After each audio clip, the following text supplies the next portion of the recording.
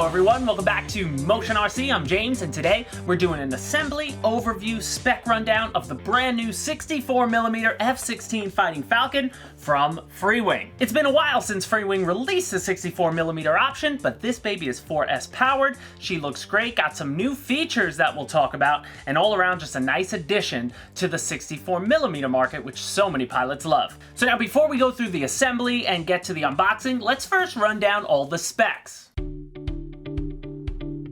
Now this F-16 is a little larger than some of our 3S 64mm EDF jets. It's more like the F-22 and the F-18. This one is coming in at 41.3 inch length, or that's 1,050 millimeters. And its wingspan is 26.8 inches, or 680 millimeters. So she's a nice good size for a 64mm.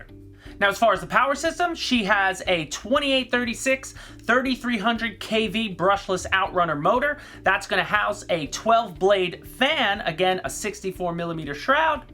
And then one of the upgrades in this aircraft, first time for Freewing, is going to be the new V2 of their 40 amp ESC, which has a thrust reverse function. So you're going to see off the ESC, there's going to be a throttle lead and then one extra wire that you're going to have to plug into a separate channel to access the ability to reverse the motor. She has 4 pre-installed 9-gram digital servos. She is EPO foam, and again, decals already included out of the box. And as far as the recommended setup, you'll need at least a 5-channel receiver, and you're gonna wanna fly her on anywhere from a 1600 milliamp to 2200 milliamp 4S powered LiPo. And also, you'll notice she does come with a fixed landing gear, but a steerable nose gear, which is great for practicing those takeoffs. Now, as far as the unboxing, when you take the cover off, you're going to see everything packed really nicely and very simply. So as far as what's included in the box, you have your 2 main wings. And again, you're going to notice that there's no servos installed on the wings. The servos for this model that power the wings, this one uses an Elevon setup, so you're going to see that in a bit. That's installed, pre-installed in the fuselage. So the wings are basically bare with just the control surface there, but again, nicely painted. And what I love about this aircraft, as opposed to some of the older 4S 64mm, is the level of detail on the finish. There is a great level of panel lines. They're really sharp looking. The paint looks good. All around, she's really nice. So again, you get your horizontal stab pieces, and similar, there's going to be no servos installed on them. You do have your vertical stabilizer, and that has a pre-installed rudder servo, which you are going to have to fish through the fuselage using the Go Get 'em wire that comes with most Freewing aircraft that need it. Then you're going to see a lot of your peripherals that come out of the box. So obviously, your landing gear, you're going to get the nose gear, which you're going to have to install, and the main gear, which just click in.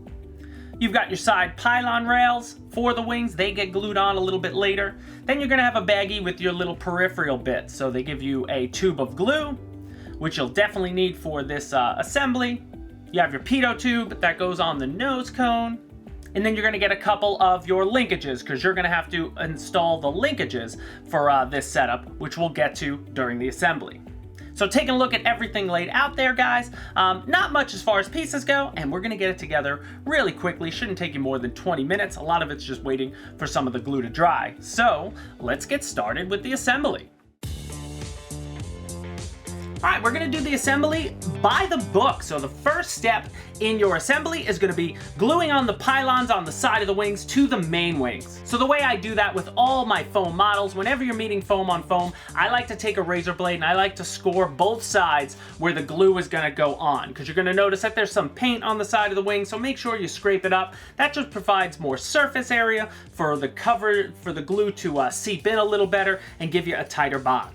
So you'll repeat that for both wings, very simply, and we'll move on to step 2, which is going to be gluing the wings to the fuselage. So right away we're getting to the glue.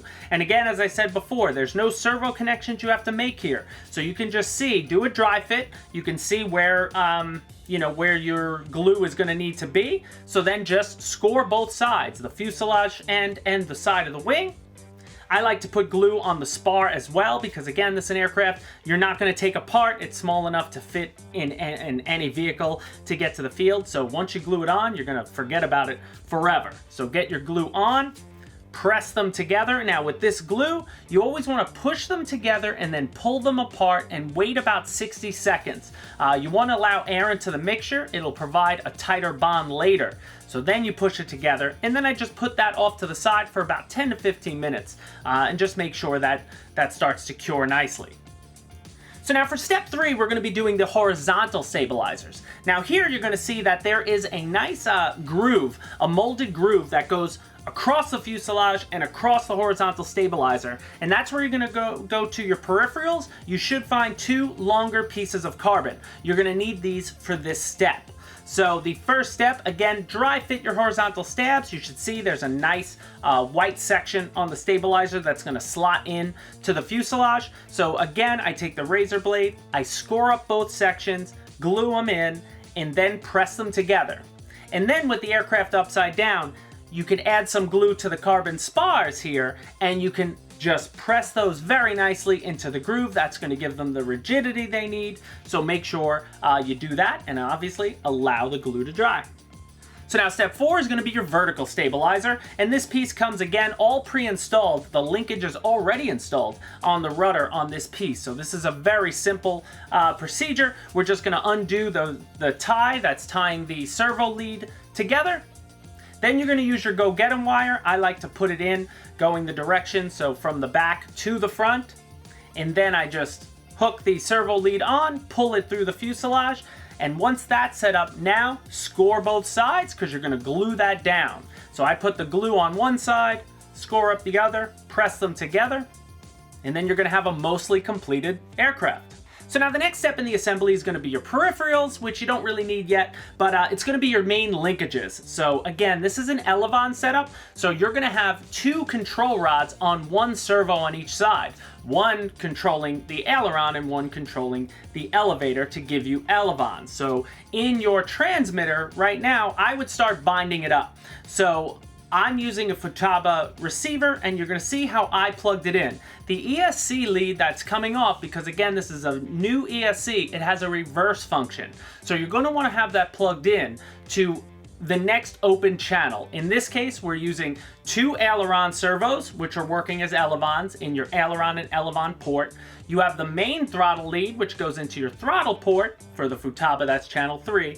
And then channel 4 is going to be your rudder. So channel 5 in this case, I'm going to put in my reverse feature. So whatever channel you plug it into, you're going to want to go into your transmitter and designate that channel on a switch, because that switch will allow you to, again, reverse the thrust. When you flip the switch, the motor will spin backwards. And what that really it's helpful for a lot of guys is your landing rollout. A lot of places, especially my field, you land, especially on asphalt, the plane will just carry, but with the reverse feature, you can flick that on and you can slow yourself down, and you can back up if you want to. So it's a nice feature, but you definitely want to have that plugged in, or else you're not going to be able to bind up the ESC. So now when doing the linkage, you're going to notice that the 2 rods that come out of the box, the longer rods, they're for your elevator, and they are not going to have the clasp connected to them because there is a nice guide. There are 2 guide pieces of plastic that this rod is going to go through first. So what you actually want to do is, I used a screwdriver, I took out the servo horn, and then I wanted to plug it in, and based on the book, you're going to plug this long rod is going to go into the 3rd hole on the servo arm. What would be your aileron servo will go into the 2nd hole. But you want to get that in first, thread it through the plastic guides, and then you're going to twist the clasp on at the very end and attach it to your elevator. So it's a very simple process, just, going to take you a couple seconds to do. Just make sure you do it that way, because if you try to thread that part on first, it'll be very hard to get it hooked up to the servo horn, if you will. So I found it easier to just take the screw out of the servo horn and start there. And then lastly, in setting this up, when you do clasp it to the elevator and the aileron on the control horns, you want to use hole 2 there. So your aileron goes from hole 2 on the servo to hole 2 on the control horn, and your elevator goes from hole 3 on the servo to hole 2 on the control horn. And now at this point, you could finish off your peripherals. So you're going to see that you will have 4 screws and 1 grub screw should be in the bag. The 4 screws are going to be for your fins on the bottom, 2 for each. So you screw those on. And then the grub screw is what's going to lock your nose gear into place. So if you notice, you're going to look through the intake and you're going to see where you meet the connection. And the landing gear itself only has one flat side, so you want to put it in. Now that your aircraft's already bound up, your servo should be centered anyway, so then you could just put that grub screw in and tighten it down, and the nose gear is complete. The main gear just clicks in very simply. If you ever want to take it out, you just squeeze the 2 gear together and it'll pop out. Very familiar. And then you're just gonna need a little bit of glue to put on the pitot tube if you want to. I doubt it would even fall out. It's a snug fit for me, and I like to actually take it off because those are the first things to break off when I'm moving around any aircraft.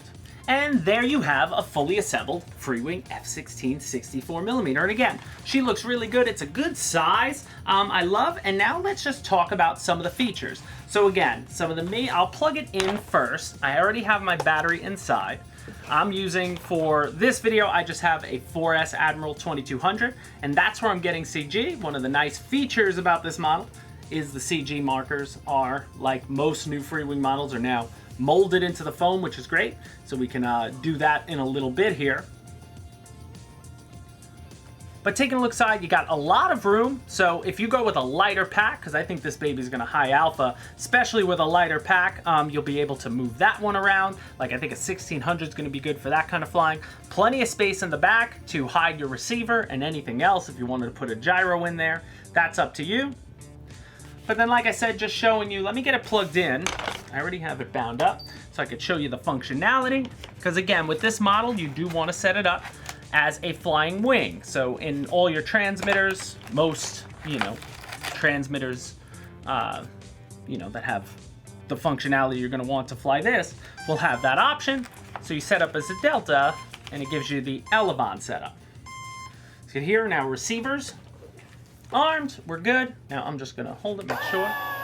See, that's going forward. So you see it going forward, but if I flip the switch, I had it on this.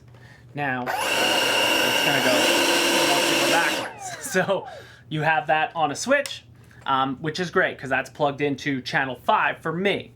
Now showing you how, again, the Elevon setup works.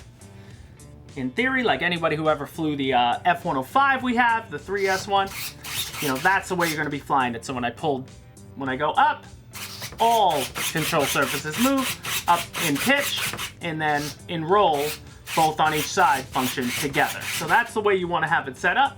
And it keeps the weight down on something like this, so that allows for more speed, and you're gonna have a lot of fun with it. But all around, you got intakes here, easy access if you wanna get into and change out your motor. It's just one screw here, and then you peel that back. This will all come, these 2 peripherals that we added, the fins, they'll come with that, which is nice. You have access to get in here if you wish as well. Then your landing gear can be easily pulled right off if you want. You just, you give it a little press, and then it locks in. You can hear it snap, so like it's not going anywhere. Go by that. And again, just a couple grub screws if you ever need to loosen this, change it. There are access points there, plastic features, which is great. And one of the other features I wanted to show inside as well, which is cool too, that the actual battery tray itself isn't fixed. So if I just take the battery out here for a second, you're gonna see that there's 4 screws on a plate, and then you could slide that plate up and down too. So depending on the type of battery you want to go with, because I think she could even probably take a 2500 4S if somebody wanted to go that route, or something smaller, you have access to move it around without having to just move the strap. You can, move it all together, which is just an added feature. Now the hatch itself is not magnetically driven or anything. It's foam in the front, but then a nice spring clasp in the back, so that's an upgrade on some of the other 64mm there, which is great. And then overall, again, nicely painted, nice detail for it. It comes out of the box looking just like this with a quick little setup, and I'm sure she's gonna be fun to fly. I can't wait to get her to the field. But if you guys have any questions about the new Freewing F-16, I think a lot of guys who love their 64mm aircraft are gonna absolutely love this one. It's gonna be fun to fly for sure, and just a worthy addition in the hangar if you are in to the F-16. So guys, any questions or comments, leave them down below. As always, link to the products in the description, and as soon as we get a flight video, I'll post the flight video link in the description. But hit the subscribe button, click the bell, and you'll be sure to be notified as soon as that video comes live. So guys, thanks again. See you next time at Motion RC.